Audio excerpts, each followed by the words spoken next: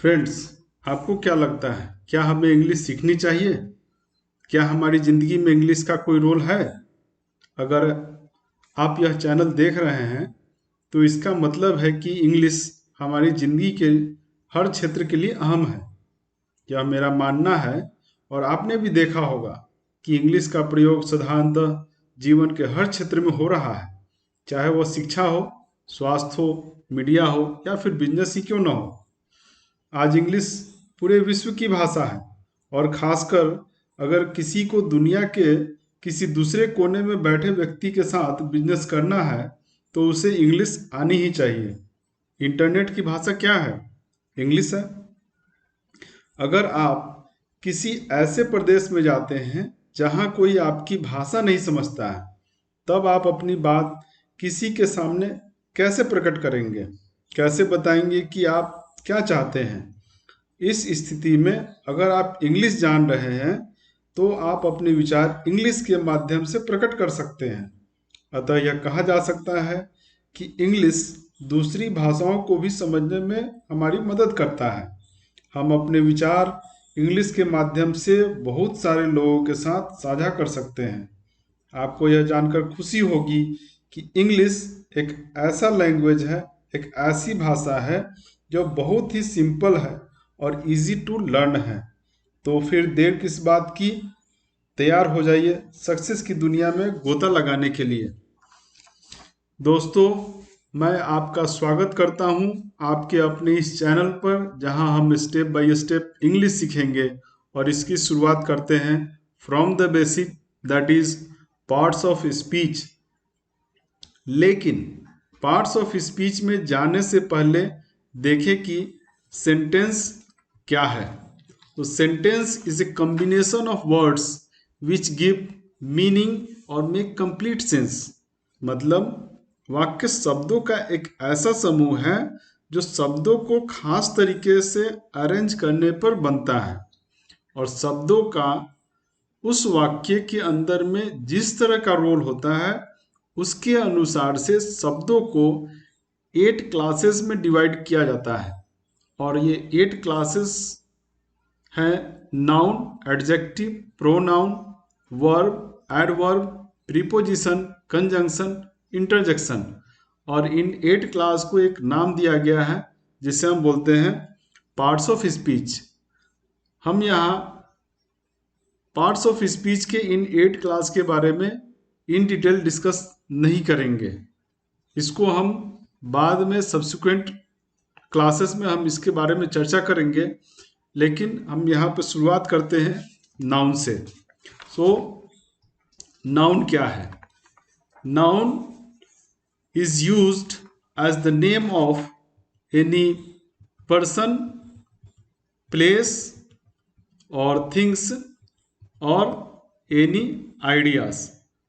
सो persons जैसे कि Ram, Shyam, Mohan. Place जैसे कि दिल्ली, मुंबई। थिंग्स जैसे टेबल, चेयर। और आइडियाज जैसे dream, honesty, etcetera. So there are 5 kinds of noun. Noun को 5 प्रकार से बांटा गया है। सबसे पहला आता है common noun. So common noun क्या है? सो किसी व्यक्ति या वस्तु की एक श्रेणी या वर्ग के सदस्यों को साधारणतः दिया जाने वाला एक नाम कॉमन नाउन कहलाता है। जैसे बॉय, गर्ल, किंग। और कॉमन नाउन मतलब कि एक नाम जो वर्ग के सभी सदस्यों द्वारा साझा किया जाता है, उसे कॉमन नाउन बोलते हैं। दूसरा कैटेगरी है proper noun. So proper noun common noun के ठीक विपरीत किसी पर्सन या उस वस्तु का खुद का नाम होता है। जैसे कि राम, सीता, अशोक, ये सभी प्रॉपर नाउन हैं। प्रॉपर नाउन में आपको ध्यान रखना है कि जब भी प्रॉपर नाउन हम लिखेंगे तो वो कैपिटल लेटर से शुरू होता है। एक एग्जाम्पल है जैसे कि Ashoka was a great king. Ashoka इसमें क्या है, प्रॉपर नाउन है, और किंग क्या है, कॉमन नाउन है। कई बार प्रॉपर नाउन को हम लोग कॉमन नाउन की तरह भी यूज करते हैं। सो किसी व्यक्ति विशेष के किसी खास गुण को किसी दूसरे व्यक्ति के गुण किसी दूसरे व्यक्ति के गुण में प्रदर्शित करने के लिए हम प्रॉपर नाउन का यूज करते हैं। जैसे यहाँ पर देखिए, Kalidas is often called the Shakespeare of India. Categories है कलेक्टिव नाउन। सो व्यक्ति या वस्तु के समूह को दिया जाने वाला नाम कलेक्टिव नाउन कहलाता है। जैसे क्राउड, क्राउड क्या है, कलेक्शन ऑफ पीपुल।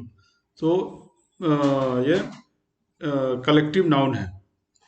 देन अगली कैटेगरी है अब्स्ट्रैक्ट नाउन।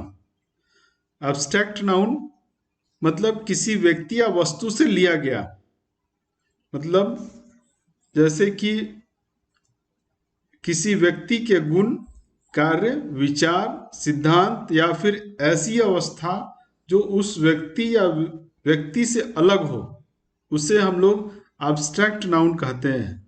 इसके कुछ एग्जाम्पल हैं, जैसे beauty, youth, honesty, death etcetera.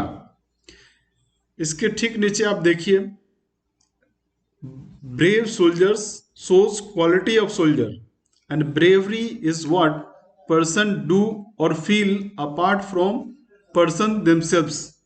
मतलब बहादुर सैनिक एक सैनिक का गुण है, लेकिन वीरता या साहस किसी भी व्यक्ति के गुण हो सकते हैं, जरूर नहीं कि वह सैनिक ही हो। Then art and science are also abstract noun. मतलब कि आर्ट एंड साइंस जो है वो भी एब्स्ट्रैक्ट नाउन कहलाते हैं। एब्स्ट्रैक्ट नाउन हम एब्जेक्टिव, वर्ब या कॉमन नाउन से बना सकते हैं। जैसे कि काइंड एक एडजेक्टिव है और उससे काइंडनेस एक एब्स्ट्रैक्ट नाउन बनता है। उसी तरह ग्रो एक वर्ब है, उससे ग्रोथ एब्स्ट्रैक्ट नाउन बनता है। चाइल्ड से चाइल्डहुड जो एब्स्ट्रैक्ट नाउन बनाए जाते हैं। हमारी अगली कैटेगरी है मटेरियल नाउन। सो किसी द्रव्य के नाम को हम लोग मटेरियल नाउन बोलते हैं, जैसे कि गोल्ड, कोल, व्हीट, टी एक्सेट्रा। नाउन को दो और तरीके से हम लोग डिवाइड करते हैं, काउंटेबल नाउन और अनकाउंटेबल नाउन। काउंटेबल नाउन उसको बोलते हैं जिसको हम गिन सकते हैं, जिसको हम लोग काउंट कर सकते हैं। अनकाउंटेबल नाउन वो होते हैं जिसको हम काउंट नहीं कर सकते हैं, और उसके एग्जाम्पल भी हैं। जैसे काउंटेबल नाउन में आप देखिए बुक, पेन, एप्पल, और अनकाउंटेबल नाउन में मिल्क, ऑयल एंड शुगर। तो बस आज के लिए इतना ही। तो अगर आपको मेरा यह चैनल पसंद आया तो इसे सब्सक्राइब करना ना भूलें, और पास में जो बेल है उसे भी प्रेस करना ना भूलें, ताकि लेटेस्ट वीडियो आपको समय पर मिलता रहे। तो फिर मिलते हैं न्यू टॉपिक के साथ। तब तक के लिए good bye and take care.